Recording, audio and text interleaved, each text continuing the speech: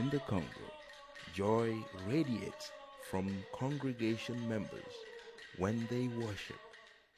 A United Methodist Children's Home cares for more than 50 orphans who could otherwise be left with no system of support.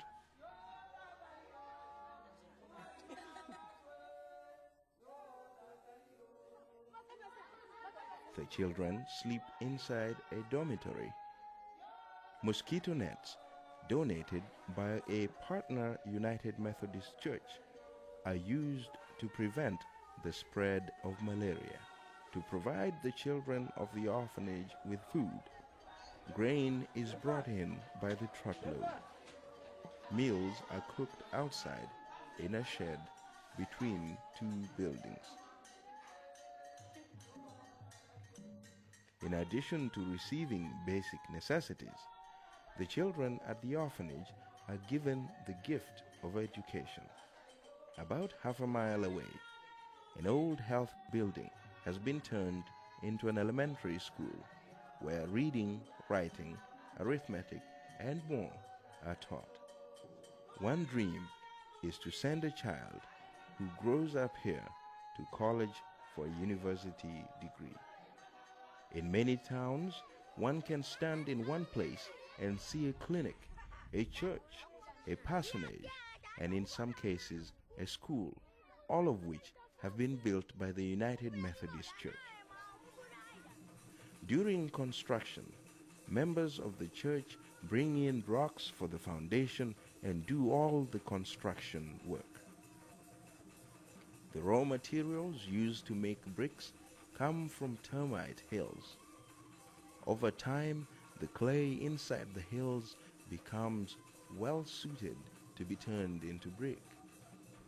A giant kiln is assembled on site, and the bricks are then fired before they are ready to be laid. Since much of the work is done by hand, the job takes time.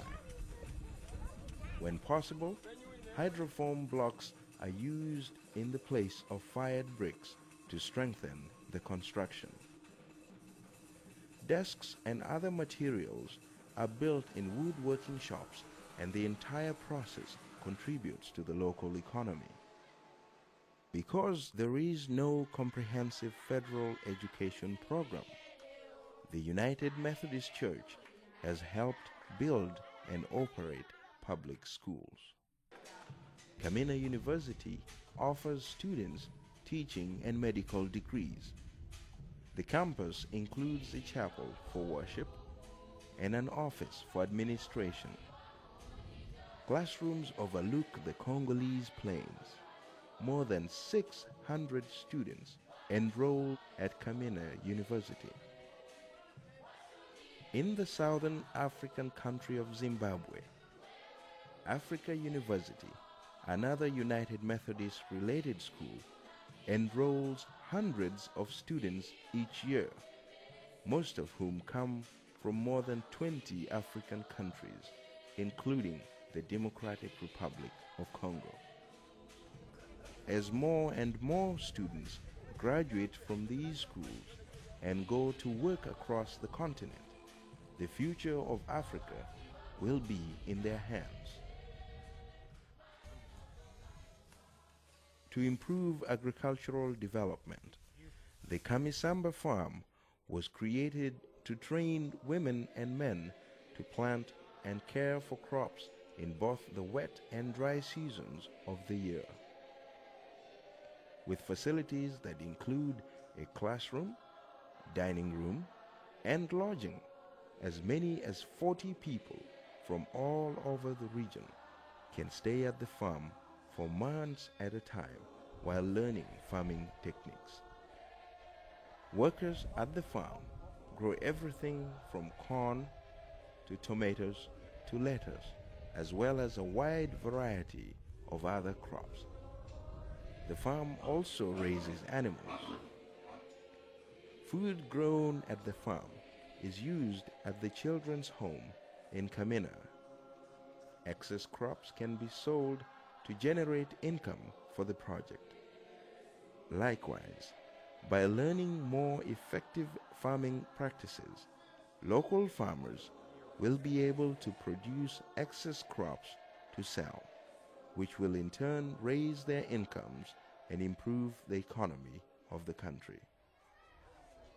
50 mothers and children line up outside this center to receive food. Children sing while they wait their turn, and then dig in once their bowls have been filled.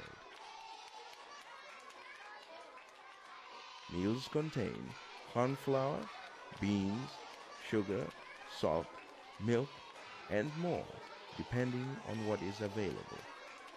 The center monitors the children's health by weighing them to keep track of their growth and strength. The center provides nutrition that might otherwise not be found. In this small town, United Methodists are helping elevate shops onto bricks to slow the spread of typhoid. Outside another community, the church is draining this ditch to prevent mosquitoes from breeding in it.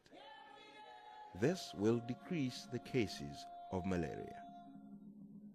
Here, they are digging an underground drainage system to keep floodwaters from going into homes, again to curb malaria. But the diseases will not be stopped entirely, and especially in isolated areas, the inaccessibility of medical care has long complicated treatment for those who are sick. In the name of Christ, local healthcare clinics created and operated by the United Methodists offer rooms for hospitalization, prenatal, delivery, and postpartum care, and treatment for various illnesses. Nursing schools have also been built and rebuilt to train people to care for the sick. Through a program known as Wings of the Morning, the United Methodist Church offers air transportation for those who need it most. As a pilot, the priority of my flight of Wings of the Morning is to fly sick people that are in the interior, and we fly them from the villages to the nearby hospitals. We do this free of charge. The area that I'm responsible to cover is about the size of Texas. It's got a population about 6 million people.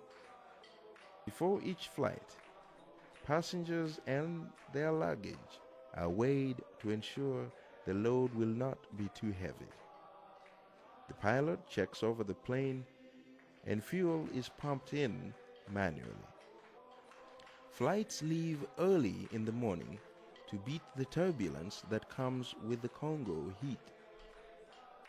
Along with picking people up to take them to hospitals, Wings of the Morning drops off medicine and medical supplies to hard-to-reach places. They deliver pastors' salaries, transport church officials, and take work teams in and out of the interior of the country. Stops are carefully planned to avoid unnecessary costs. At each village, as many people are picked up and as many supplies are dropped off as possible. At the end of each trip, there are always more flights to be planned, more fuel to be purchased, and more people to be served. As a source of transportation, healthcare, nutrition, a developing economy, education, family, and celebration, the United Methodist Ministries are having a lasting impact in this country. The North Katanga Conference of the United Methodist Church preaches a message of healing. The people of North Katanga have begun to create vibrant communities, and Christian disciples have become instruments of hope, peace, reconciliation, and joy in the land of our oldest ancestors.